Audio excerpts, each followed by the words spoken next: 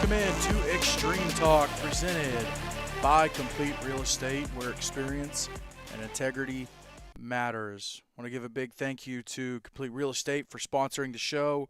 Big thank you to Sutton Pools LLC for sponsoring our interviews with coaches, people around the game of eight-man football. Obviously, we don't have coaches on today, but we will have a very important person around the game of eight-man football.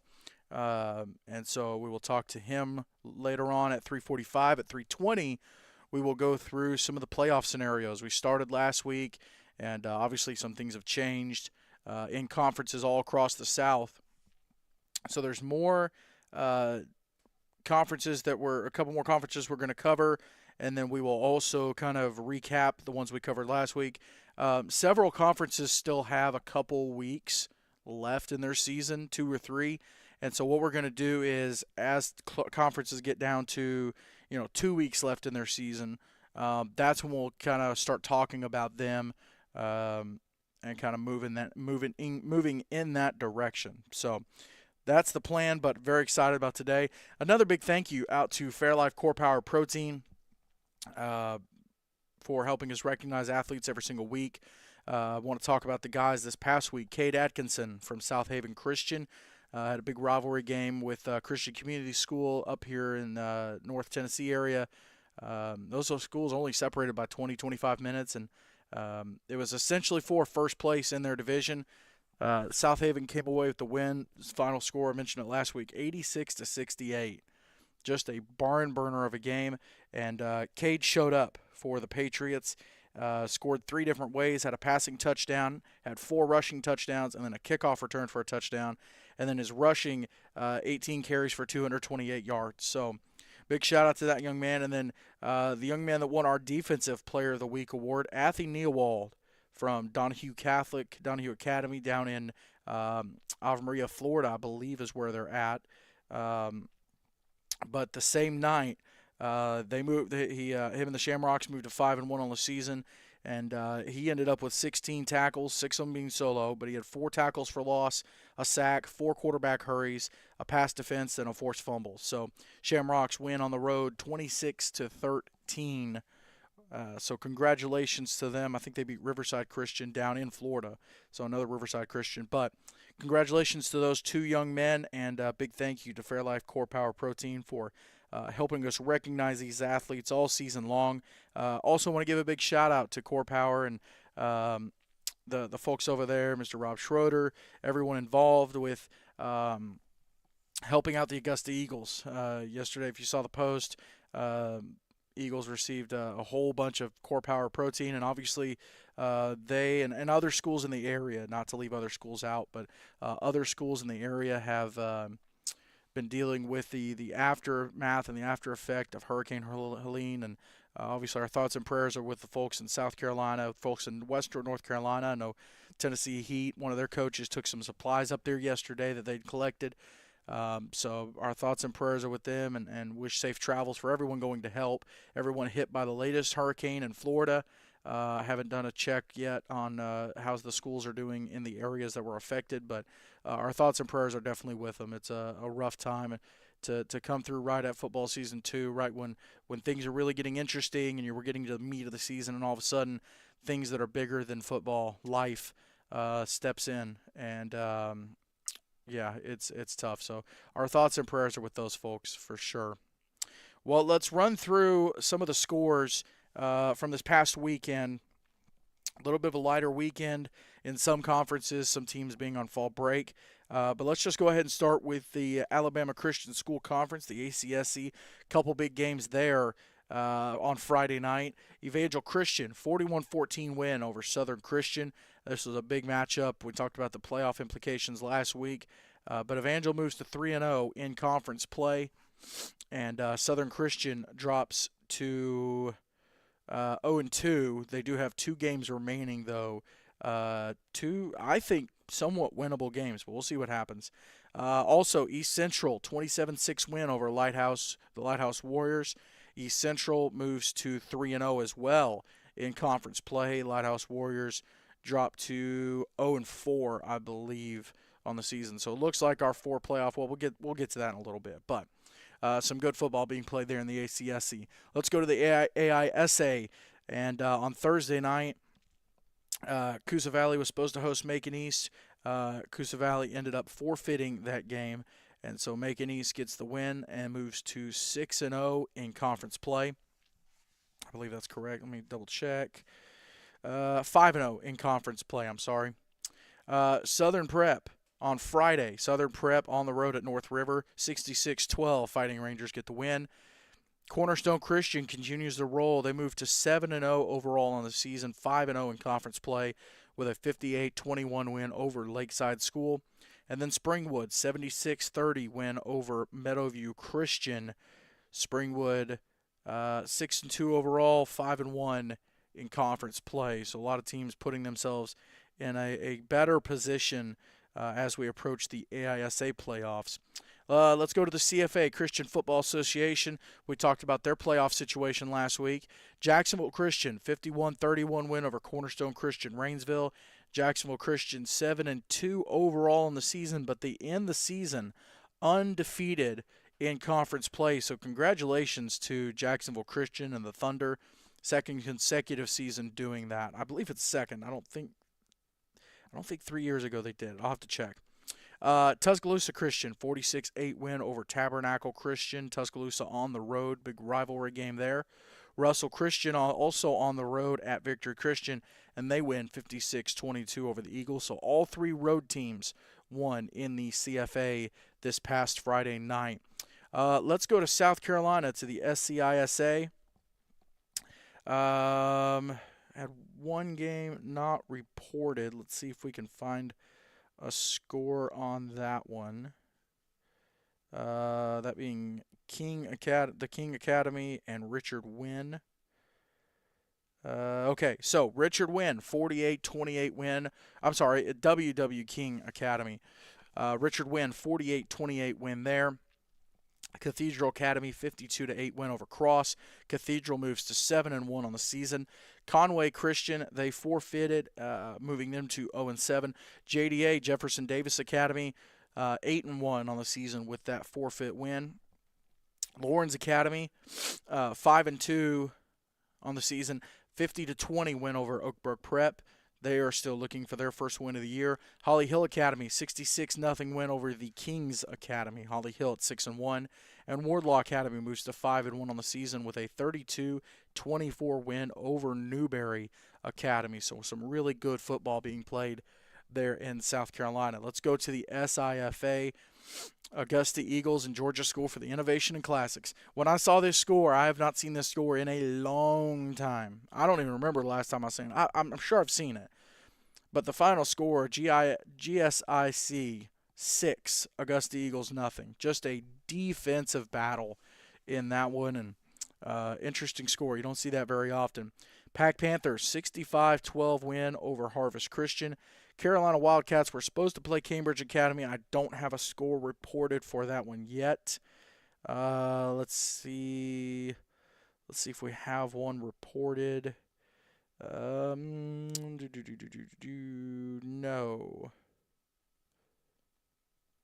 No score reported for that one. So we'll have to check on that one. I don't think I missed.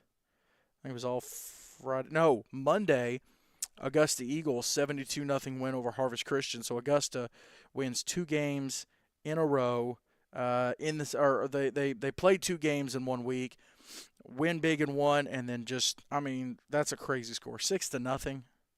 That's a crazy one. I haven't seen that in a while. So big defensive. If you're a defensive football guy, that's the game that more than likely you were interested in watching. Let's jump to Georgia. Let's talk about the GIAA. On Thursday, St. Mary's Academy, 46-12 win over John Hancock. John Hancock looking for their first win of the year still. Vidalia Heritage, 32-24 over Crisp Academy. Vidalia Heritage getting closer to 500. Holy Spirit Prep, 37-22 over Covenant Academy. Sherwood Christian, 40-30 over Westwood. Sherwood Christian still unbeaten at 5-0. And then Georgia Christian, speaking of unbeatens, they're 7-0 after a 68-3 win over Citizens Christian. And a big one that I was keeping an eye on, Westminster Schools of Augusta and Westminster Christian. The Wildcats from WSA get the 42-21 win there. They stay unbeaten. Westminster, that's their first loss of the year. They move to 7-1 on the season. Let's see. Let's go to North Carolina. On Thursday, Arendell Parrott, 57-7 win over Jones Charter. So Arendell Parrott moves to 7-1 on the season, that one being to Evangel Christian back in August in the Black Bear Brawl. So they are unbeaten in gameplay there in North Carolina. Rocky Mount Academy, 59-0 win over Father Capodanno, who is looking for their first win. Pungo Christian, 52-26 win over Community Christian. Howard and Halifax Academy don't have a score there. Wayne Christian, 27-10 win over JP2. Wayne Christian moves to 6-1 on the season. Faith Christian, 60-38 over St. David's. And Lawrence Academy, 54-0 win over Liberty Christian. That gets them closer to 500. Lawrence at 3-5. Faith Christian, by the way, at 5-3 with the win over St. David's. Let's jump over to Mississippi, talk about the Mid-South Christian Football League. Faith Christian yesterday, I'm trying to see, it does not have their opponent listed, but they picked up a win, 30-0. They are 5-2-1 on the season. That's yesterday. On Friday, Magnolia Wildcats, they were at Christ Covenant, who were 5-0 after a 33-6 win over Magnolia. And then yesterday, Pine Belt Spartans get their first win of the season. Congratulations to them, 44-8 over the Slidell Homeschool Saints. So both teams sitting at 1-6 on the season. Congratulations to the Spartans, first win of the season for them. Speaking of, let's see. Let's stay in Mississippi. I don't know if there were any other first wins, but Ben's Ford Christian, 60-20 over Tensas Academy. Wilkinson County Christian, 58-28 over Riverdale. Wilkinson County moves to 8-1 on the season. Ben's Ford is 7-1. Kemper Academy, 36-34 over Discovery Christian. Sabayaco Academy, 53. They're 5-3. They get a 46-22 win over Lee Academy. Calhoun Academy, 48-8 over Marvell. Gets Calhoun back to 500. Team that played for the championship last year. If I'm not mistaken, let me see.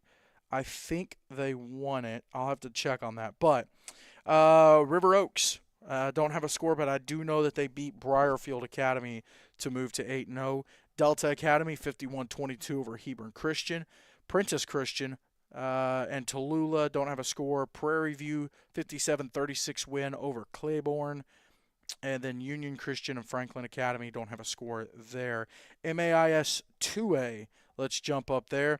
Couple games that I didn't mention on the 1A run-through. Christian Collegiate Academy, 31-28 over Park Place Christian. That's a great game, 31-28. DeSoto Academy moves to 8-0 with a 68-28 win over Silva Bay. Hillcrest Christian gets their second win of the year, 54-6 win over Heritage Christian. And Newton County Academy, 48-12 over North Sunflower. Let's see, that's Mississippi. Let's slide over to Louisiana. 3 games this past weekend. On Thursday, Acadiana Christian, 38-14 win over SWLA, Southwest Louisiana Homeschool. And so that game we talked about last week with the playoffs. We'll get there, but it basically was a game for home field on that first round of the playoffs. First Baptist Christian, 36-28 win over Mount Olive Christian, who was looking for their first win. First Baptist Christian now 2-7 on the season. And then yesterday, JPG John Paul the Great Academy played North Shore Vultures. I'm going to assume JPG won, which would have made them 9-0. JPG won the first matchup between these two pretty handily, if I'm not mistaken. So let's see. That's Louisiana. Mason-Dixon Conference. We didn't. There was supposed to be one game. Louisiana School for the Deaf and South Carolina School for the Deaf. I don't have a score reported for that one. Let's go to Virginia. Virginia Episcopal School. This is, let's back up. Thursday. Fishburne Military 48-0 win over Quantico. Fishburne moves to 6-0 on the season. And then Brunswick Academy 54-30 over Kinston Forest. Brunswick moves to 6-2 on the season. The Covenant School on Friday 38-14 over Rappahannock County. Covenant School at 6-1. Greenbrier Christian 54-20 win over Chincoteague. Greenbrier Christian at 5-3, and then Southampton Academy 48-7 win over Fuqua.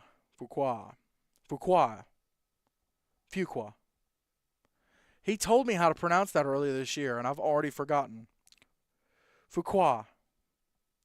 Now, on yesterday, really great ball game between Virginia Episcopal School and Christ Church School. That's what I was going to talk about a second ago.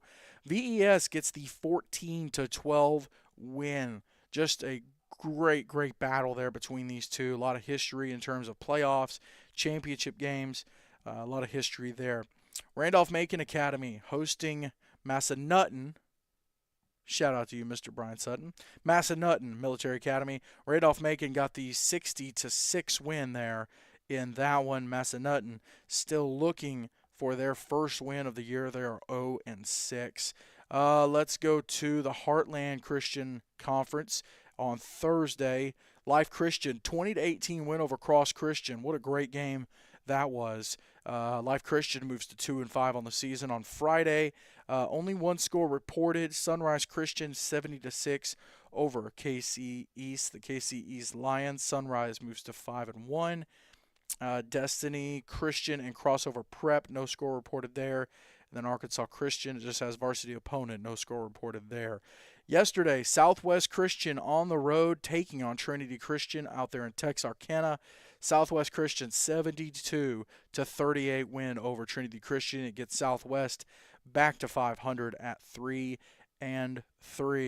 Let's talk about the Kansas Christian Athletic Conference. On Friday, we mentioned Sunrise and KC East. Faith Academy 56-34 win over Cornerstone Family Saints. Faith Academy 3-0. And then Manhattan Eagles were supposed to play what's labeled as Kickapoo Nation. And no score reported in that one. Let's go to the state of Florida, where on Thursday you had two games, Hernando Christian, Shorecrest Prep, and then Lake Mary Prep at Real Life Christian. Obviously, Storm having rolled through, a lot of issues there, and so none of the scores reported, but we'll definitely check on that and hopefully check on some of these folks as well just to make sure everybody's okay. A lot of these schools in that central Florida area where the storms came through. Last but not least, let's talk about the SEEC here in Tennessee. 3 games played on Friday night. Freedom Cowboys on the road at the Tennessee Tigers. Cowboys with a 44-0 win. Tennessee Heat hosting Lancaster Christian.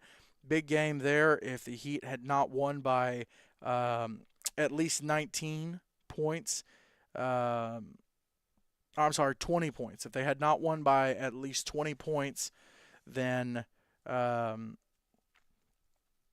wouldn't have needed a coin flip for the 1 through 3 seeds, but they do get the win, 80-34 over the Knights.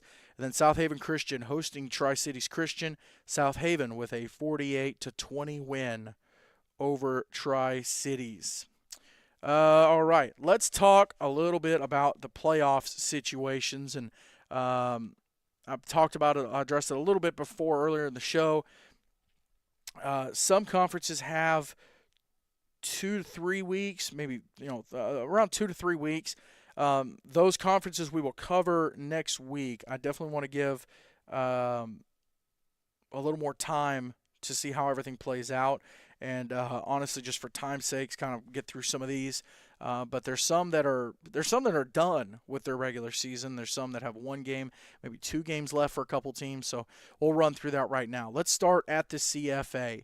We mentioned Jacksonville Christian 6-0 in conference play this year. Congratulations to the Thunder, and they are the number 1 seed in that conference. Russell Christian, they are 5-1 with that loss coming to Jacksonville Christian. So Russell Christian has the 2 seed at 5-1. Now, 3 and 4 seed, that conference takes the top 4 out of 7. That number 3 and number 4 situation still has to play out this week.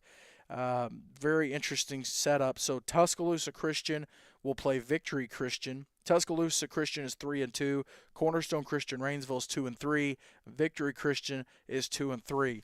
Tuscaloosa Christian and Victory, they play this week. And then Cornerstone Christian Rainsville, they play Clay County Christian, I believe, this week. So, based on history, let's just say Cornerstone Christian Rainsville beats Clay County. They move to 3-3.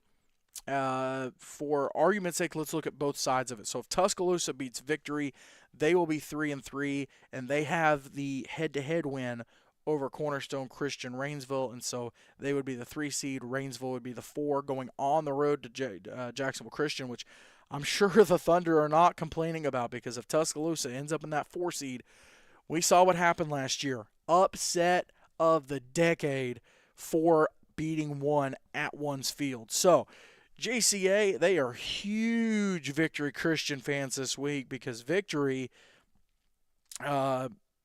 with a win, they moved to 3-3 as well, but they lost to Cornerstone Christian Rainsville, and so they would end up getting the 4 seed.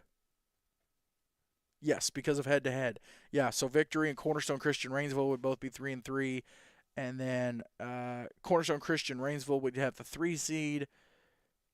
Let's see. If they lost, it makes them 3-3. Well, let me back up. So Tuscaloosa Christian, if they lose to Victory Christian, would be 3-3. Cornerstone Rainsville 3-3. Yeah, and then Victory would be 2-4. No, if they won, they'd be 3-3. So it would come down to point differential. I believe they do it point differential for the first half in all the games. So Tuscaloosa, Cornerstone Rainsville, and Victory Christian would all be 3-3 if Victory beats Tuscaloosa. Tuscaloosa beat Cornerstone, Cornerstone beat Victory, and then Victory would beat Tuscaloosa. So a 3-way tie there, and then in head-to-head and conference records. So I believe it goes to point differential in the first half. So I'd have to do a little bit of research to see. I'll do some research. It'll get sorted out this week, and I'll find out. We'll see what happens this week. That's if Victory beats Tuscaloosa. If Tuscaloosa wins, then Tuscaloosa gets that 3 seed, and then Cornerstone Rainsville, presuming they win, they will get the 4 seed at 3-3. Excuse me. Let's go to the ACSC. Let's talk about it. So Evangel Christian, they are 3-0 on the season, and they have a huge matchup this week with East Central. I think that's this week. Let me double check that. Let me make sure I'm correct on that. All right, Max Preps, don't do this to me now. Yes, so Evangel and East Central is this week, both 3-0. This game is for first place, number 1 seed in this conference. So right now you have Evangel and East Central kind of vying for first. Ezekiel Academy, rather, they're 1-2 with a game coming up against Southern Christian, and then Southern Christian is at 4 at 0-2, and they still have to play Ezekiel and the Lighthouse Warriors. I believe they still have that. Yeah, so that game's supposed to be next week. Yes, and and then I think some teams are taking a bye on October 25th. I think that's how that works out. So.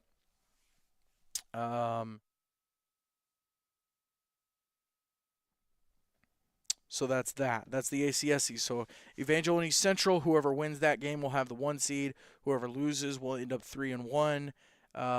Ezekiel, the best they can do is 2-2.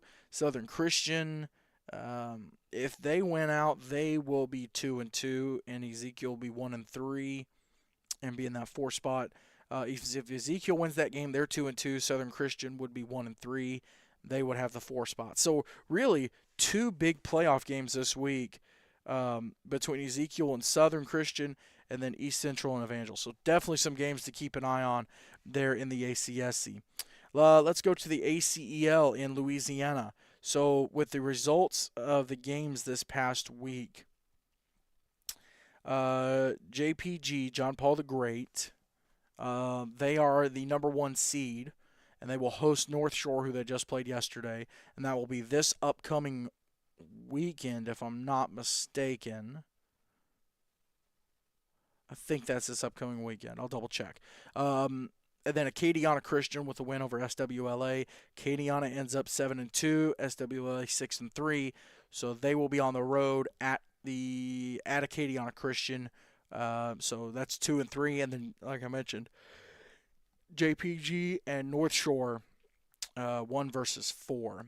SIFA. This one is interesting. So they're taking the top 4 in their division in their conference. Georgia School for Innovation in the Classics. They are 3-0, and they have the Pack Panthers this upcoming week. Yes, Georgia School for Innovation in the Classics and Pack Panthers this week. So Georgia is 3-0 currently. Well, let's see. This said Georgia was 3-0. Let's see. They are 1-0, 2-0, 3-0, 4-0. Okay. So they are 4-0. And then Pack currently in conference play, they are 1-0, 2-0, 3-0, 3-0.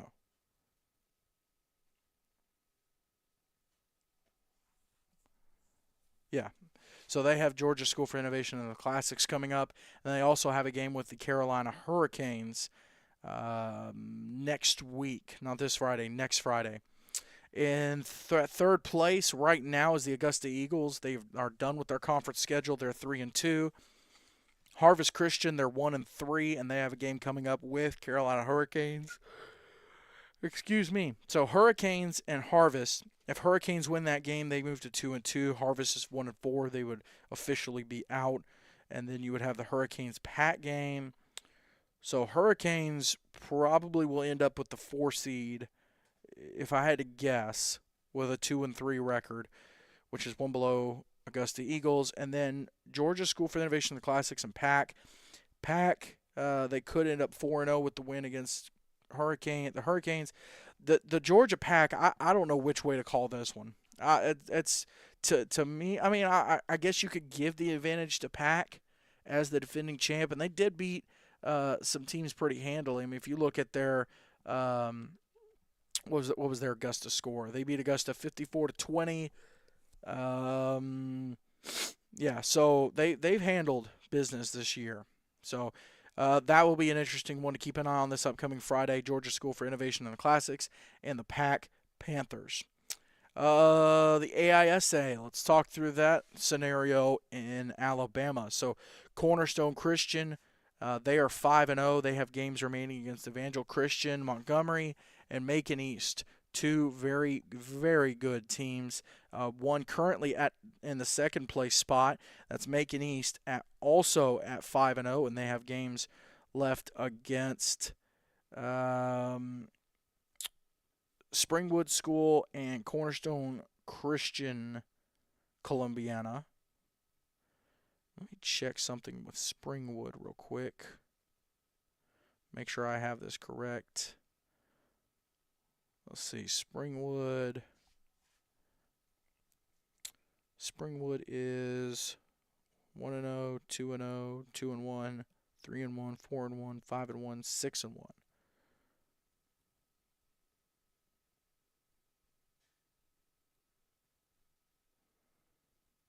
Okay, so Springwood is 6-1.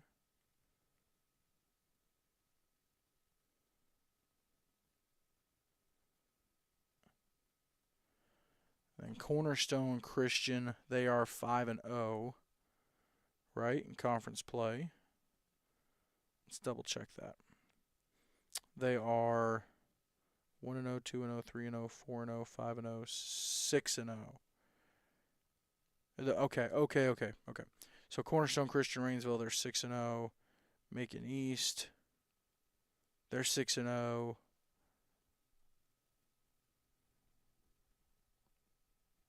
It's got Springwood as 6-1. Let's check that real quick.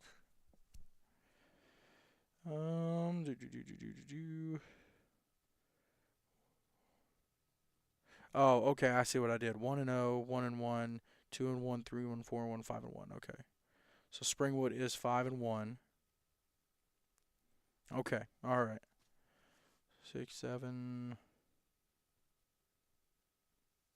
Okay. All right. Got it. So Cornerstone Christian Columbiana, their first seed 6-0.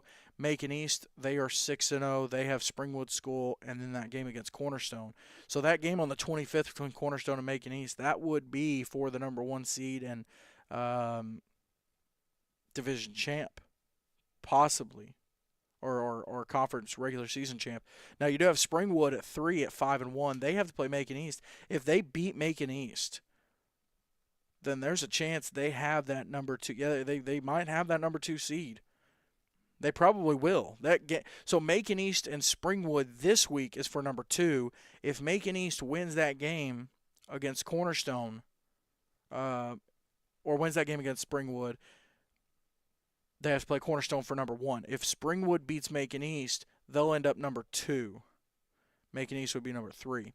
Evangel Christian Montgomery, they're 4-2 with games against Cornerstone Christian, like I said, Columbiana remaining. And then Lakeside School, they are 2-4 at the number 5 spot with games against Coosa Valley and Evangel Christian Montgomery left.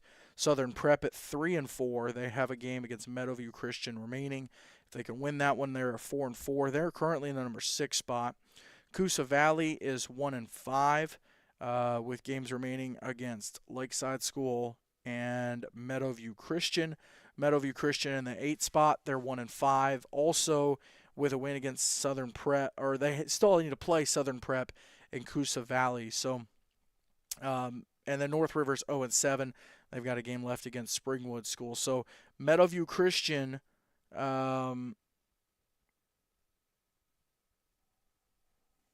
being told to turn my mic up.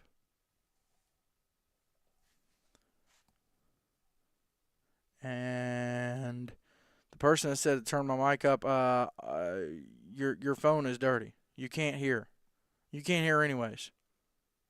Put your earbuds in. All right. Anyways, so let me go through this. So Coosa Valley and Meadowview, they are supposed to play. That game will probably be to determine the 7 and 8 spot. Because I think they end up 1-6. Well, no, Coosa Valley would be 2-5. Meadowview would be 2-5 with a win. So that game will be for 7 and 8. Southern Prep. Now Meadowview could climb up to the number 6 spot if they beat Southern Prep and Coosa Valley. Because Southern Prep would go to 3-5 at that point. Meadowview would be 3-5, and then they would jump them. So, a couple scenarios left to play out in the AISA, but but that's how it's looking in the AISA. A couple weeks left there, so we'll keep an eye on that. Like I said, a couple other conferences we'll cover probably next week. We'll run through what everything looks like. It's about that time of year, kind of keep everybody updated on playoffs and what everything looks like there. One more conference I want to talk about, the SEEC here in Tennessee. I almost forgot to talk about them. So the way it's looking right now is, let me get it pulled up real quick. Oh, come on. Cooperate with me. There you go. All right. So this one is split up by 3 divisions. They don't do 1 through 8 or whatever. So Tennessee Heat have won their division with a 2-0. They beat both teams in their division. South Haven Christian, they are 2-0. They have a game remaining against Lancaster Christian, but because of how everything would sort out in terms of tiebreakers, South Haven is the division champ. And then the Freedom Cowboys, they are also the division champs for the South Division. Let me see. Well, technically, okay, let me back up. Technically, Riverside Christian, with a win over Freedom, would jump to the number 1 spot. Mathematically, Freedom has not won the conference. Comparing the two, and anything can happen on a Friday night, comparing the situation, probably going to end up being Freedom, more than likely, getting the number 1 spot. So, the way the playoffs are looking there, so they split them up by division winners and division runner-up. So the division champs, Heat, Freedom, and South Haven, are 1 through 3. They have to be sorted 1 through 3. So what's going to happen is there'll be a couple coin tosses, I believe this Saturday, 9 a.m., and you'll be able to catch that on the SEEC Instagram page, SEEC Football. There'll be live stream there, but there'll be a couple coin tosses. So the first one will be Heat and South Haven Christian. They will flip for the number 3 seed. Now, if South Haven Christian wins that coin toss, they will move to number 2. And then Freedom, because of their head-to-head win over South Haven, they will move to number 1. So it'll be Freedom 1, South Haven 2, Heat 3. If the Heat win the coin toss, South Haven will be the 3 seed, and then the Tennessee Heat and Freedom will flip for number 1. Essentially, the coin tosses are replacing games. So the Heat have to win 2 coin tosses to get that number 1 seed. South Haven cannot get the number 1 seed, but they can win 1 coin toss and get number 2. And then Freedom only has to flip once against the Heat potentially to get that number 1 seed. In the division runner-up section, 4 through 6 rather. So Tri-Cities Christian and Christian Community currently are tied for that spot. Now, you do have Lancaster Christian. It's very interesting how this works. This Friday, and we'll talk about the games coming up a little bit later on, but this Friday, if Christian Community does not win, or they do not win by 20 points or more because of tiebreakers, then if Lancaster Christian beats South Haven Christian, then Lancaster will actually have the 5 spot. Tri-Cities will be in the 4. Chattanooga Patriots, they are locked into the 6th spot right now.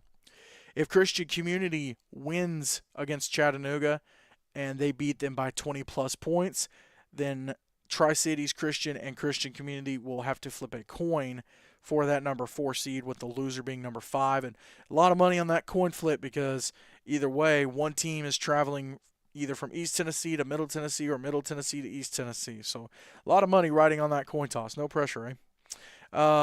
If Lancaster Christian can beat South Haven and Christian Community either loses or does not win against Chattanooga Patriots, Lancaster Christian will actually get that number 5 spot. So it'll be Tri-Cities at 4, Lancaster at 5, and Chattanooga at 6. And then the way those playoffs will work is the number 3 seed will play the number 6, number 4 seed will play the number 5, and then number 1 seed, number 2 seed will have a bye the first round of the playoffs. Second round of the playoffs, number 1 will play the lowest team remaining, and number 2 will play the lowest team remaining, and then the winners of those games will play for the championship. I did want to mention, AISA, I said they're going to take the top 8. So what they'll do is 1 will play 8, 2, 7, 3, 6, and 4, 5. And then the highest, after that first round, the highest remaining seed will play the lowest remaining seed. So Cornerstone, if they win that first round game, they could potentially play either the number 2, they'll play the number 7 if they beat the number 2. If not, they could potentially play the winner. Well, they could play number 6 as well. If number 6 beats 3, more than likely they'll end up playing the winner of 4, 5. I'm assuming number 2 is going to beat number 6, or number 2 is going to beat number 7, number 3 is going to beat number 6. So then in that case, Cornerstone would play the winner of 4, 5, and then Macon East and Springwood School would play, which their game's coming up this weekend. So a lot of good football happening across the South. Like I mentioned, got a couple more conferences like the one in Virginia, the one in Arkansas. Definitely want to run through maybe South Carolina, North Carolina, SCISA. Definitely want to touch base on their playoffs. So I may do that next week. Kind of do a quick run through of the ones we've discussed this week, and then jump straight into the ones we have not discussed in great detail. We'll do that next week. Let's go ahead and get my first guest on the phone here. Let's see.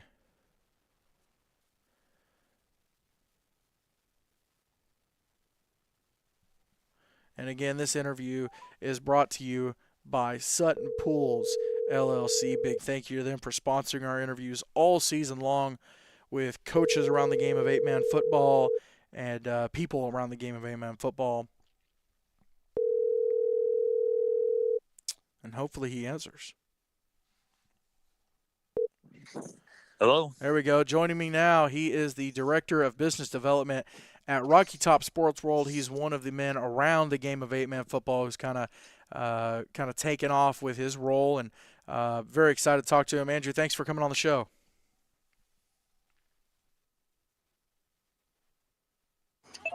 How are we doing, James? I'm doing good. How are you?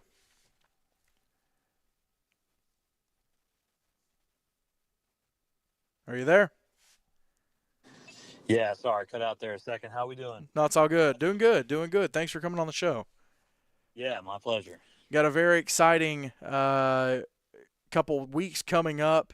Obviously, teams are getting ready for playoffs, and the end of the season's rolling around. But there's something starting tomorrow that I think a lot of people may not know that it's starting, but it's a very important process having to do with the All-American game. Talk us through what's starting tomorrow, and kind of give us some of the rundown of how folks can get involved with it.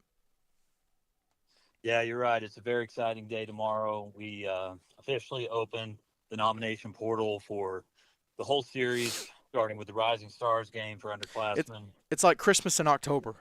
Yeah, exactly. And we've changed around the dates of when this has started. Early on, we thought we needed to start early. And now that we're really started to establish ourselves and people know about us, continuing to get our name throughout the country, but we want to give guys a chance 6 to 8 games into the season to have their midseason film together and stats. And by that point, 6 to 8 games in, we have a pretty good idea of who's who and who's the guys that need and deserve this opportunity. It's pretty cool to see this year with the watch list. A lot of those names, if not all of them, have proven why they deserve to be on the list. And then we've had some brand new names pop up out of nowhere, which happens every year, that opens some eyes, especially in your underclassmen. And it's exciting. So, it has been moved to later, and the process is going to have to be a lot quicker. We're going to have to get all these nominations in. I'm expecting hundreds of them overall between all versions of the game, from the Rising Stars game to a juniors game to 8-man seniors, 11-man seniors, and then at least 4 to 6 cheer teams, maybe even 8 cheer teams. Wow. So we'll see how this all plays out. But it all kicks off tonight at midnight Eastern Standard Time. The form will be out there, be able to start filling that out, getting the information over. So the biggest thing to note for football players, for all players, that whether you're 8-man, whether you're underclassmen, whether you're 11-man, it doesn't matter, really need some sort of film. We understand the underclassmen may have less than the upperclassmen, obviously, but need some film for our committee to review properly so that we really know that we're getting the best that we possibly can get. And we need film. We need film for the linemen, the defensive and offensive linemen, the guys that don't still show up on the stat sheet. We got to really see them. DBs as well. Sometimes the strongest stat of a DB is no stats. Yeah. If you're not getting the ball thrown your way, you're the best DB. So that's completely true. Yeah. So we really understand that, and we don't put a whole lot of weight in the stats as much as we do the film and what we see. Oh, yeah. That's a big deal. And we've got committees set up for every game that are knowledgeable and understand what they're looking at and grade in an unbiased and proper way. And we take those scores, we average them up. And at the beginning of November, we'll select the highest graded players first, give them 2 weeks to accept or decline, and then move on to the second or third round of the process, depending on how many we still need to fill out rosters. So roster limits plays a big part. It always has, and it will even more this year, just to ensure that we're evenly distributing the playing time as much as possible. Roster limits are the bread and butter for that. So absolutely. And I think you said something super important too, is once you get an invite, that clock starts ticking and you have 2 weeks to accept that. And I think if you're an athlete who hopes to go to the game, or there's a chance at this point, about the All American game, if there's a chance you might go, there's no excuse for you to not be able to. And I don't know, situations happen, but you should have a good idea of whether or not you'll be able to go, whether or not you're kind of interested. Obviously, injuries play in, but when you get that invite, that 2 week clock starts ticking. Yes, and I want to make this note too. We're very flexible. Obviously, there is a fee to participate, to get your player package or cheer package. We're very flexible with payment on that. You're not going to be required to pay anything when you accept. So it is that's a free process. We're really needing that commitment, but we're not asking for any payment up front in that. We Absolutely. understand, funds are tight with everyone. It's not easy to ask that. So we're not holding anyone financially, over a month out. They're not obligated to hold that spot financially, but with a verbal commitment, if you will, by filling out the acceptance form, also giving us their sizes so we can start getting things together. We've got a really, exciting addition to the package this year for the football players with the lizard sleeves Those that are are those branded. are those are sick, dude. Yeah, yeah. So those are going to be a really great addition. We're excited about, but we need sizes, so make sure that we're got the right sizes and the right fits for everybody. So it's all a process. It's a lot of work.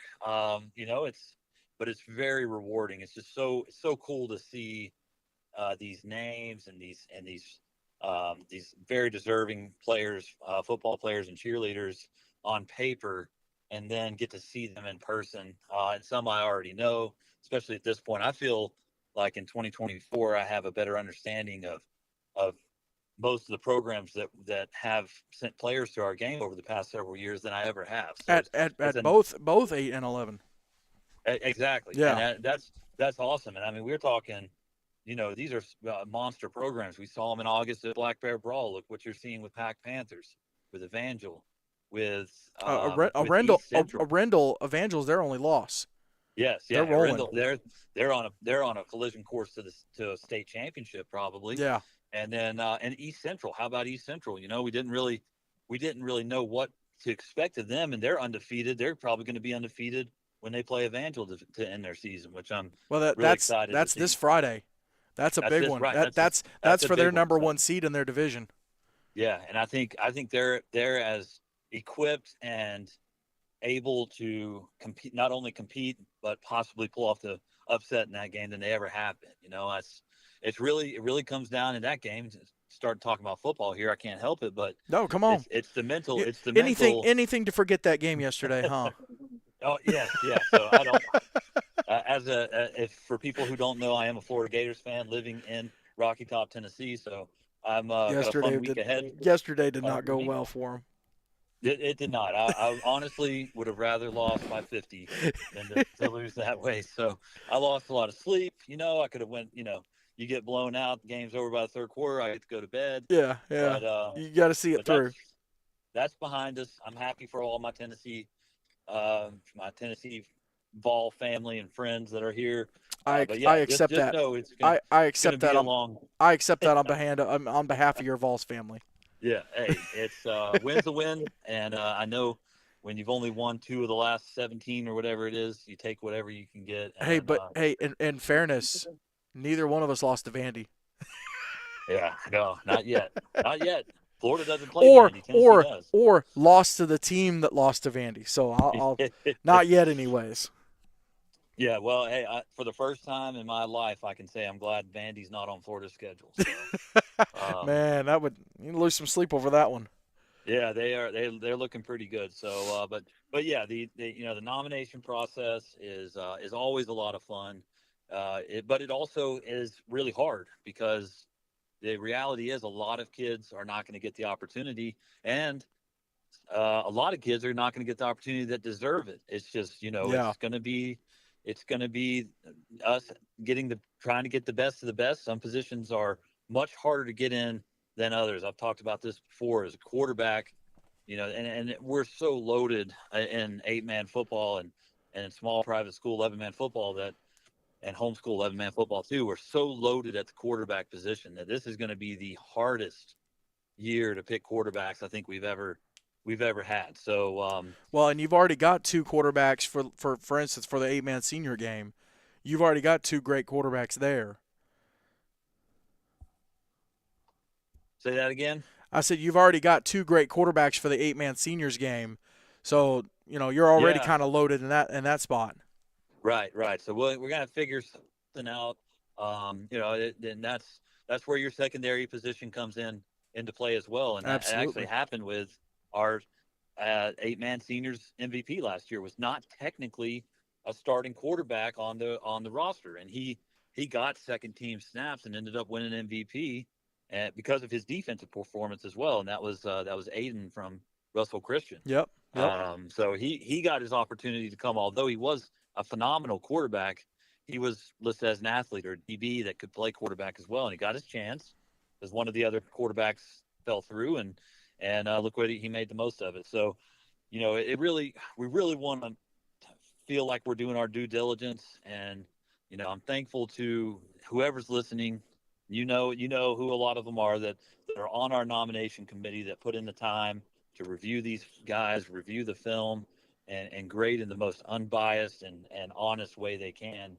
And that's why I'm glad every single committee, even the cheer committee, has 3 to 5 members on it. So we're Yeah. really getting a fair average, I think, because everybody grades different. Everybody has a different opinion, but most of the time you can see a pretty consistent scale. We're grading 1 to 5 star players, and the players that are getting the 4 to 4.5, 5 stars are pretty consensus across the board most of the time. So, Yeah, no doubt. so I would just say, it's an early bird gets the worm type of thing. It really helps to get it in early. And I really expect to have quite a few over the next couple days, and that's what we want. We've had a lot of people excited, and I think changing this date to a later in the month really increased excitement as well, because we're getting close to playoff time, and this is starting to get in people's minds. So, while the teams and players, coaches are concentrating on their playoff season and getting ready to hopefully make a state title run, we're going to be working diligently in the background to make sure that we're sending out invites to the most deserving players and cheerleaders. So And I'd, and it's I- I'd it's like to make two points too. Just because, and I've had this, we've had this happen with Gatlinburg, with the All Star game that I used to run. Just because your team is not doing well, that doesn't mean you have zero shot. Like, the nomination can still go in. Like, there's good players on teams that are maybe struggling, rebuilding a little bit. So don't be discouraged just because your team has not done well this year. Definitely go yeah ahead and yeah put it in. And then the other point I would make is, just because you don't hear from Rocky Top the first week of selections or the second week of selections, that doesn't mean it's over. You still have an opportunity to receive an invite. right. That's a great point. Both points are great points. I'll give you an example of the first one, and that is I think it's Hillcrest, Yeah, 8-man yeah, program. They went down to Panama City.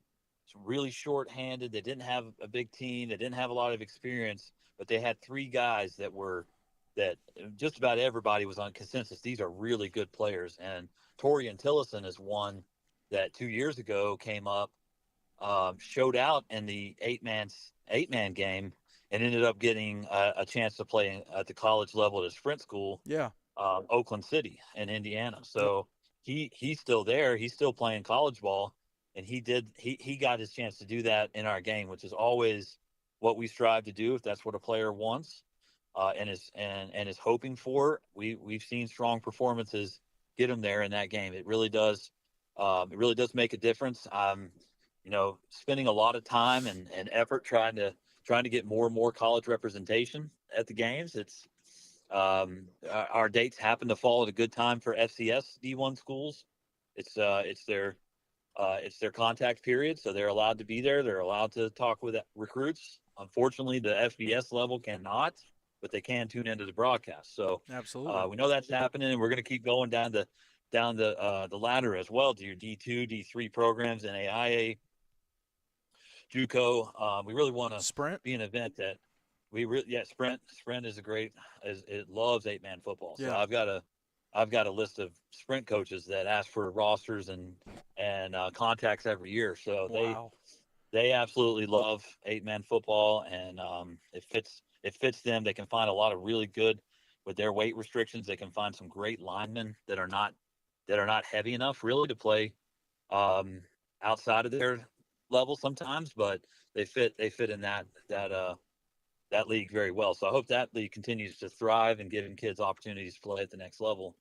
Um, and then also, yeah, like you said, I remember specifically adding a couple of players off a waiting list in December of last year. Yep. So we're talking Yep. within a couple of weeks of the game. You know, we had some injuries, some illness. Basketball is always a big thing. So there's always going to be an opportunity to get a spot, even if you don't hear your name called necessarily on day one, like in the NFL draft. You're pretty much an undrafted free agent at that point. So, Yeah. Yeah.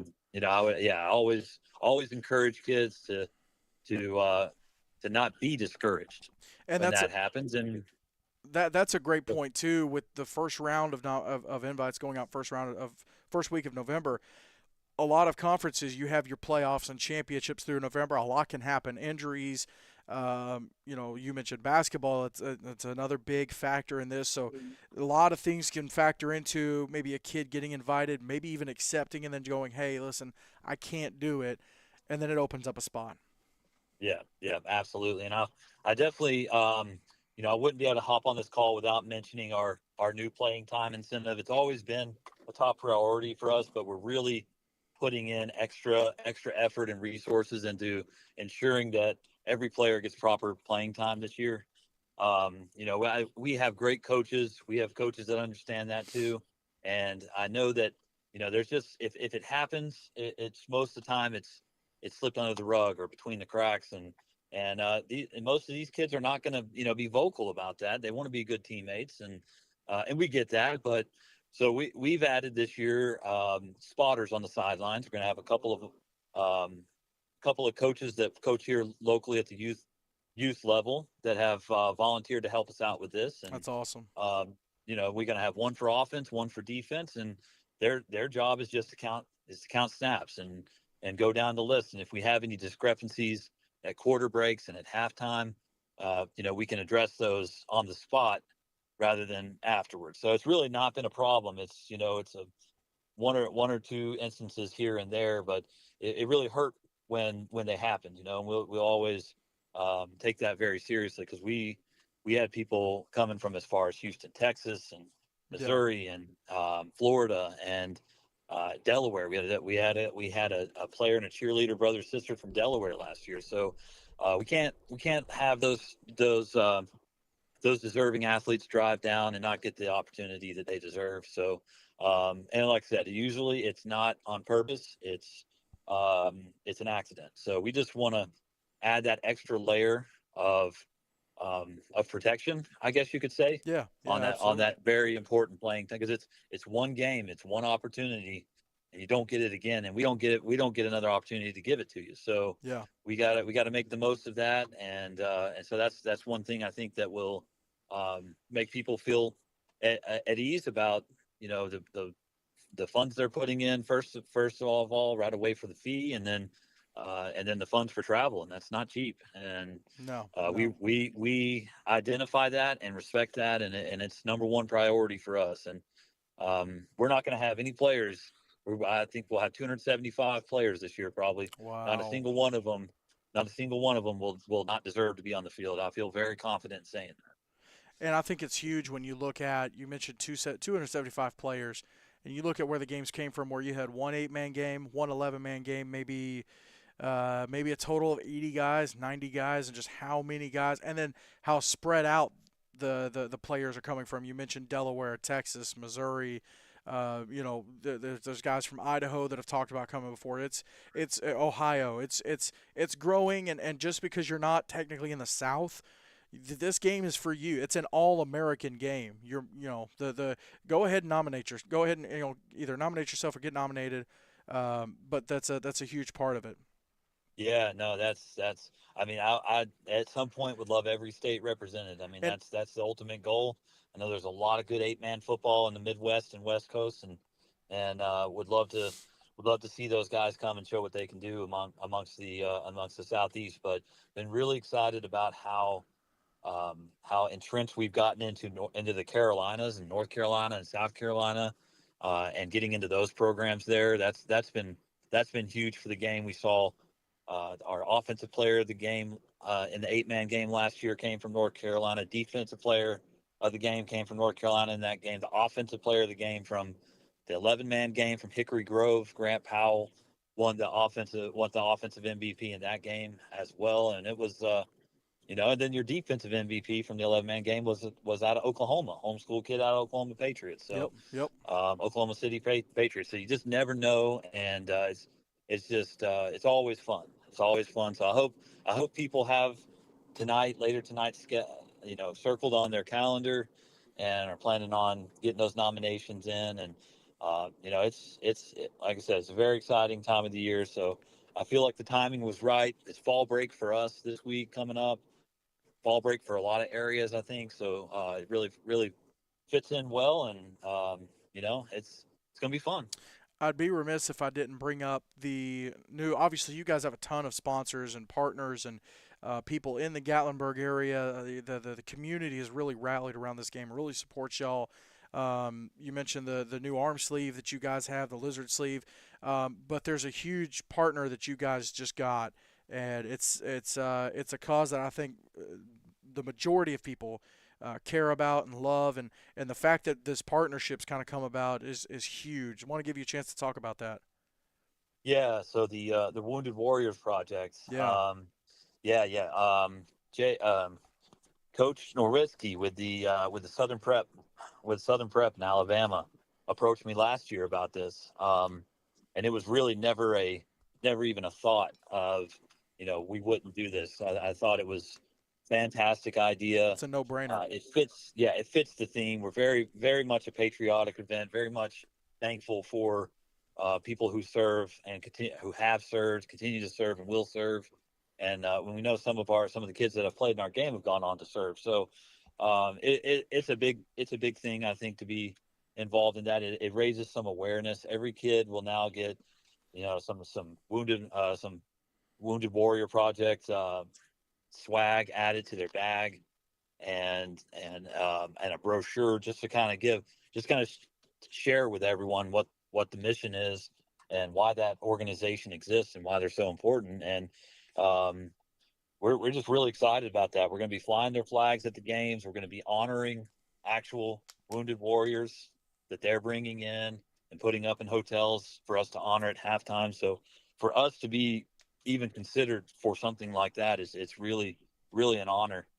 So I'm excited to meet those guys, those veterans, and even more excited to see them honored on the field, and all these kids, all the players, cheerleaders, and their families, their friends, coaches get to experience that as well. So really excited, really, big shout out to Coach Nowitzki with Southern Prep and the Wounded Warrior Project. Really, just an awesome addition to the game.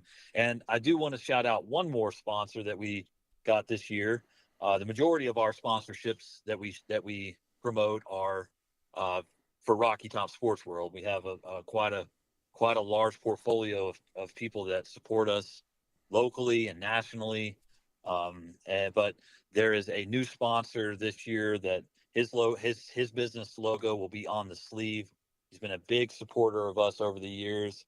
He's got a son who has already stamped his ticket into the game, from Georgia Force, Wade Cumby, and that's Mike Cumby with DSI Auto Sales. So, Yeah, uh, no doubt.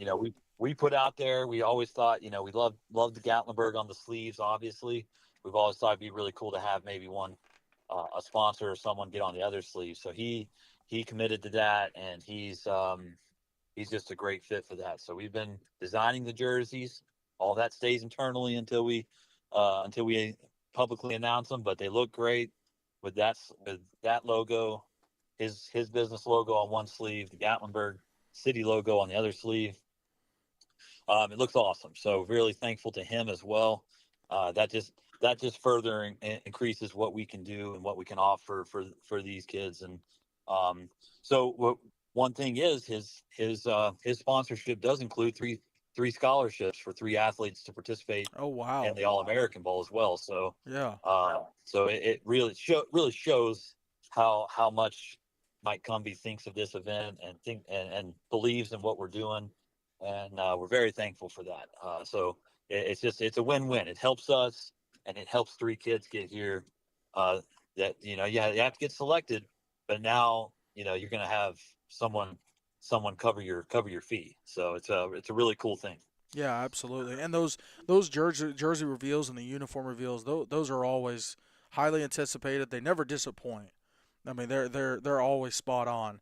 Any idea when we may be getting a reveal? I would expect that probably in middle of November. Going to try to Okay. do that before Thanksgiving. If some people are aware, we also run a Thanksgiving youth football tournament over the holiday. Yeah, Usually brings in about 60, 70 teams. that's the So thing. You guys are coordinating the series while doing other events at Rocky Top. yeah, that's yeah, right. I wish this was all I did, honestly. Yeah. Um, but it's one of the funnest things I do, and Yeah, I love absolutely. my job overall. But um, it does keep us busy, man. We're doing our normal line of business plus other. We got a couple of other events we run. We've got it just keeps us busy. But we're getting more and more help. I've got Colby Freeman, who's my assistant now, and is the assistant director for the All American Series.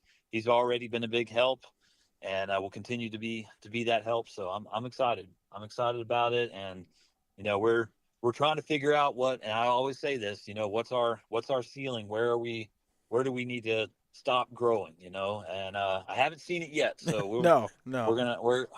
we'll see if I ever see it. But Well, I definitely want to give people an opportunity to find out where to nominate. Obviously, you guys are going to be blasting everything on your social medias, and want to give people a chance to know where to find that stuff. And then also, I just want to make sure everybody knows where to find the nominations, because I think that's the biggest question: is how do we nominate? Where can we find that? So let's yeah, get everybody up to speed on that, and then obviously your social medias as well, where people can find more information.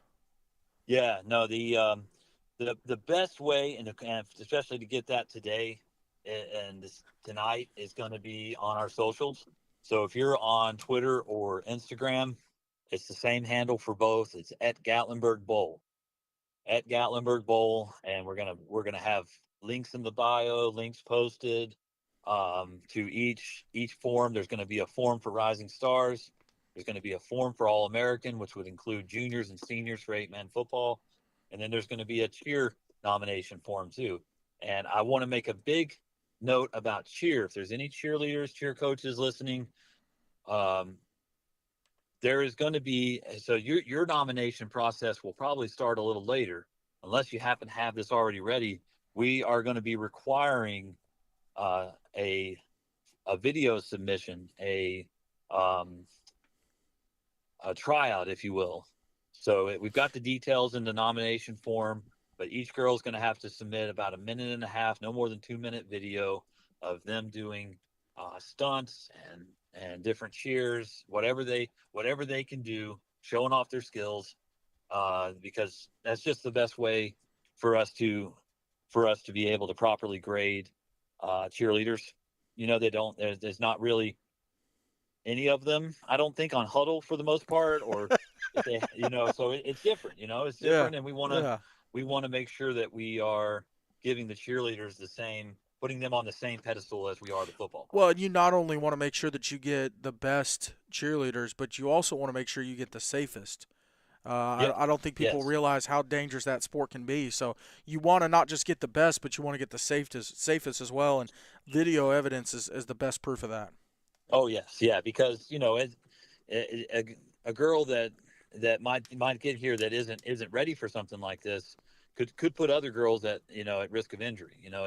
It's really it is a team sport as much as football is, and they have to come in and in less than 3 days time with three practices put together a full routine that they don't know yet. So Mm. it really showed last year how how much more practice cheerleaders need, which is why we've built in more practice in their schedule than the football players even get.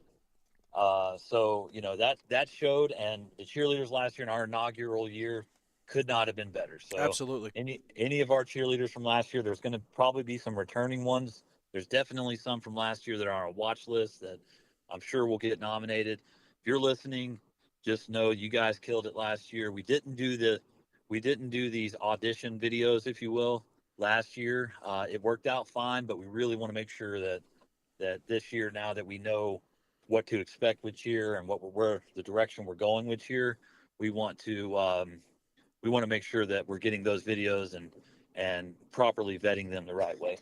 And I just want to point out, if you're not on social media, you can find the nomination forms on the website as well. Correct? Yes, Yeah. that's right. Sorry, I was going to get to that eventually, but yeah, No, you're Rocky good. Top You're good. Sports My bad. World, yeah, RockyTopSportsWorld.com/events. If you scroll down to December or over to December, you'll see both the Rising Stars and All-American Bowl listed there as two separate events. We'll have the Rising Stars forum on that event link, and then we'll have the forums for football and cheer for All-American Bowl on the All-American page on there. So I'm working to get that on there tonight. If that doesn't get on there tonight, it'll be there first thing in the morning. So like I said, social media is going to be the best way, and you also have ways to reach out to me. My email is very simple, Andrew, and then at RockyTopSportsWorld.com, like our website. Email me, I'll get you the form. I can do it from my phone, and be happy to help. So do not hesitate to reach out to me if you need any help. Well, no pressure, but we're 2 months tomorrow, 2 months until the games, so no pressure. That's crazy when you put it that way, and knowing everything that's in between it. But Oh yeah. it's year 5 now, I think. 2020, 21, 22, 23. Yeah. Year 5 coming up. We've got and we really could not do this without all the support that goes with you as well, James, and Brendan and Spencer and everybody with 8 Man Extreme. That you guys have been such a valuable part of this from the beginning, from year 1. If you remember me calling you in a panic. Oh yeah. Oh yeah. So you guys have come through and appreciate all that you do, Oh and shucks. just all the coaches and ADs and cheer coaches and everybody, parents.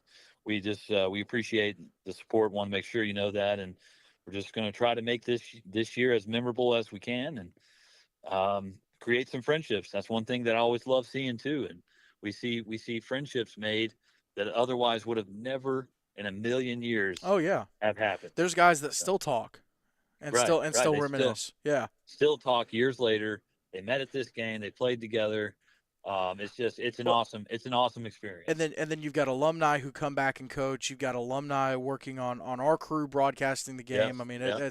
it's a group of guys that keep coming back, keep giving back, and keep communicating. And I think that's one measure of a successful game and a successful event is Yeah. the memory the guys have of it and wanting to keep being involved with it. Yes, yeah, and I've got alumni reaching out to me about that, wanting to get involved, and that's always an easy answer. We've got alumni on the selection committee now, so Yep. we've got Yep. people that got the opportunity because of their hard work, and they were graded well by the selection committee. Now they're on the selection committee, so they know what it takes. They know what's needed and what's expected of the players, and so it is really cool to see that come back down the line, and it's just awesome overall. We love it, and cannot wait to see all the names come through, and the new programs every year. I find a new program or two at least from these nominations that I had no idea existed. Create a relationship with those coaches, those players, and so far it's stuck through the years. Well, all right. Nominations, they open tonight at midnight and run all the way through, but make sure you get those in, whether you're a coach, player. Make sure you have all the correct information in there. So, Andrew, I appreciate Yes. you hopping on, and man, it's going to be a busy next couple of months, but Yeah. hopefully it all pays off. Had a lot of fun, have a lot of good games, That's the hope, and we're and looking a lot forward of to safe it. games too. Let me add that. Yes, yeah. So So that's always my plea. Whenever an athlete reaches out to us on social media, I always say the most important thing is stay healthy. So Yep. all the athletes out there, stay healthy. I know we had some scary injuries every year with football, and it's the dirty side of the sport we love. And but everybody stays as safe as you can, stay healthy, and can't wait to see whoever makes it in December. Absolutely. Well, Andrew, appreciate you hopping on, and looking forward to seeing some of these nominations come in. Yes, sir. Thank you, James. All You right. guys, everybody enjoy the rest of your Sunday. Yes, sir. We'll see you. All right. Bye. That's Mr. Andrew Capps with Rocky Top Sports World, the Director of Business Development. He's over the Gatlinburg All-American Series, which includes not just the games in December. You got the Black Bear Brawl in August that we covered. They're also doing baseball and softball All-American games in May, I believe. They were going to do it for the first time this past year. Had some circumstances come up, couldn't do it, but I believe next year they're going to shoot for it and have that be the first set of those games. So looking forward to it. 2 weeks from tomorrow are the Gatlinburg All-American games, and Rising Stars games, so it'll be a lot of fun. All right, let's run through the games coming up this weekend. A lot of good ones across the world of 8-man football, specifically in the South. Let's run through them. Zion Christian. Let's start in the SEC here in Tennessee. Zion Christian, they are hosting Lewis County JV, an 11-man game, just kind of wrap up their season. Riverside Christian, they're on the road at the Freedom Cowboys. Bit of a rivalry game there, especially. And then you've got the history, too, of when Riverside didn't have a program, and so some of those kids went and played for Freedom, so a little bit of history there. Christian Community School, first-time matchup with Chattanooga Patriots down in Chattanooga. Christian Community trying to get back to 500 for their overall record on the season. Chattanooga coming off a bye week, and then the week before, first win in program history. And then another big one, South Haven Christian at Lancaster Christian. This one has implications we talked about earlier with our playoff scenarios. This one has implications. If Lancaster can win, obviously they're going to be huge Chattanooga Patriots fans, but if Lancaster can win, it helps their situation in terms of getting into that playoff spot. Let's go to Kansas Christian Athletic Conference. Coming up this Friday, 2 games on the schedule. KC East Lions, they are at Life Prep. And then Cornerstone Family Saints, they are on the road at the Manhattan Eagles. Always a big matchup there. Eagles are 5-0 so far this season. Let's go to the Heartland Christian Conference. Coming up on Thursday, Southwest Christian, they're at Destiny Christian out of Del City, Oklahoma. So I'm not sure if Southwest is traveling there or meeting in the middle. I know that's happened a couple times, but we'll see what happens there. On Friday, Faith Academy, they're at Sunrise Christian, and then Abundant Life at Arkansas Christian. Big rivalry there in the Little Rock, Arkansas area. On Saturday, Cornerstone Spartans, they are at Cross Christian. Both of those programs looking for their first win of the year, so we'll see what happens there. Let's go to Florida. Let's talk about the games that should be happening. And actually, as I look at this, looks like a lot of games rescheduled for tomorrow. Donahue Catholic at Geneva Classical. Both teams, Donahue Catholic 5-1, Geneva Classical 6-1. So both of those teams will be looking to get a little bit better in terms of standings. Geneva Academy 5-1. They are at Ocala Christian, who is 7-0 on the season. Eastland Christian 1-6 at City of Life Christian, who's 0-6. So they're looking for their first win. Eastland looking to get their second. Riverside Christian, they're 3-3 at Cornerstone Academy. And Foundation Christian Academy at Oasis Christian, who is looking for their first win at 0-7. On Tuesday, Masters Academy 5-1. They're at Four Corners, who are 5-2. First Coast Christian 1-4 are at Florida School for the Deaf and Blind, who are 5-0 on the season. On Thursday, Merritt Island Christian, who's 7-0. They're playing Geneva. So Geneva, a game on Monday and a game on Thursday. We'll see how that goes. And honestly, 2 tough opponents for Geneva. Ocala Christian, who's 7-0, and Merritt Island Christian, who's also 7-0. So it's going to be a tough week for Geneva. And then on Friday, Donahue Catholic at Lake Mary Prep, Academy at the Lakes at Geneva Classical. City of Life Christian 0-6, looking for their first win. They are at All Saints Academy. Riverside Christian, they are at Ocala Christian, who's playing their second game of the week. Currently 7-0 there. Cornerstone Academy at Real Life Christian Academy. Florida School for the Deaf and Blind, playing 2 games this week. They are supposed to be playing Model Secondary School for the Deaf at Model in Washington, D.C. I believe that's where Model Secondary is. Canterbury is at Oasis Christian. Canterbury at 5-1. Oasis looking for that first win. Their second game of the week there on Friday. Tampa Slam, Sports Leadership and Management. They are at Shorecrest Prep, who is currently 6-0. St. John Lutheran is supposed to be at Countryside Christian. And Masters Academy is supposed to be at Classical Academy of Sarasota, who are 0-5 rather, looking for their first win. Let's see. Let's go to Alabama, talk a little ACSC football. We mentioned it earlier on in the show. 2 big conference matchups here. Ezekiel Academy at Southern Christian. That's going to be more than likely for that 3 and 4 spot in the playoffs. East Central and Evangel, that's going to be for number 1 and number 2, more than likely, between the Patriots and the Lightning. Big matchup here, big rivalry throughout the years. Evangel's kind of dominated that rivalry, but East Central's having a great season, so we'll see what happens there. The AISA, let's stay in Alabama. Cornerstone Christian Columbiana at Evangel Christian. Cornerstone Christian looking to go unbeaten in conference play. Meadowview Christian at Southern Prep. Sparta Academy at Macon East. No, I think that's incorrect. Macon East is at Springwood School this week. Macon East 5-0 so far. North River Christian, they are at Russell Christian and out of the CFA. Pretty close game there between North River and Tuscaloosa, Russell Christian and Meridian. I think those are like 30 minutes apart, maybe an hour, maybe somewhere in there. And then Lakeside School at Coosa Valley is supposed to happen on Friday, so we'll see. Let's go to the CFA in Alabama on Thursday. Clay County Christian and Cornerstone Christian Rainsville will play, and that kind of works out because then on Friday is the big matchup between Victory Christian and Tuscaloosa Christian. So going into Friday, we will know we'll know exactly what stakes that game is for. Also, Trinity Christian Homeschool looking for their first win of the year.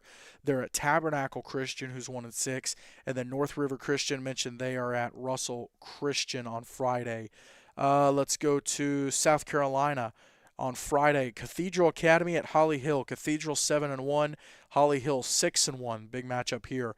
Wardlaw Academy at W.W. King Academy, Wardlaw 5-1, Newberry Academy at Lawrence Academy, and the Kings Academy at Conway Christian, who is looking for their first win of the year. Let's go to the SIFA on Thursday. Coastal Hurricanes and Harvest Christian.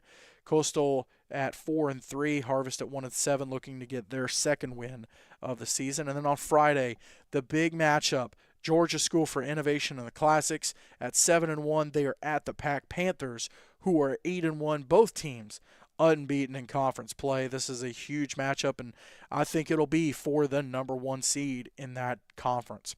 Citizens Christian, they are at Augusta Eagles. Citizens Christian coming out of Georgia.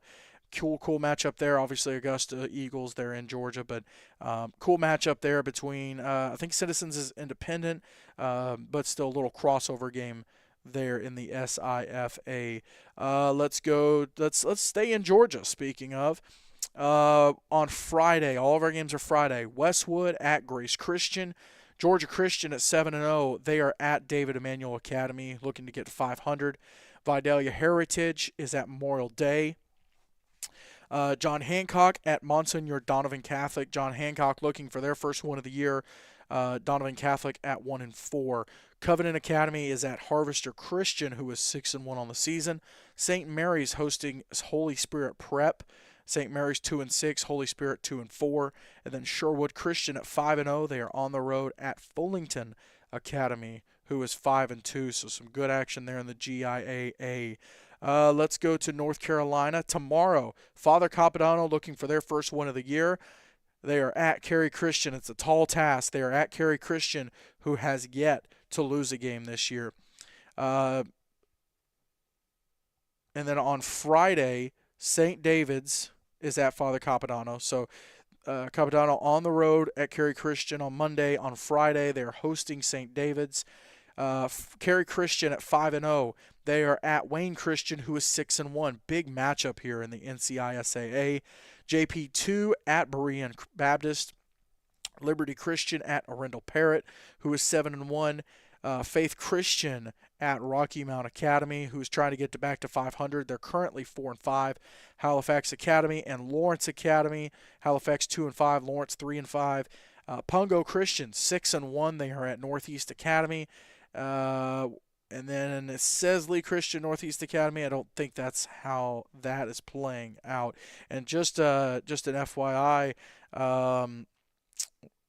Let's see. I don't think Cary and Arundel. I don't think Cary and Arundel. Let me see.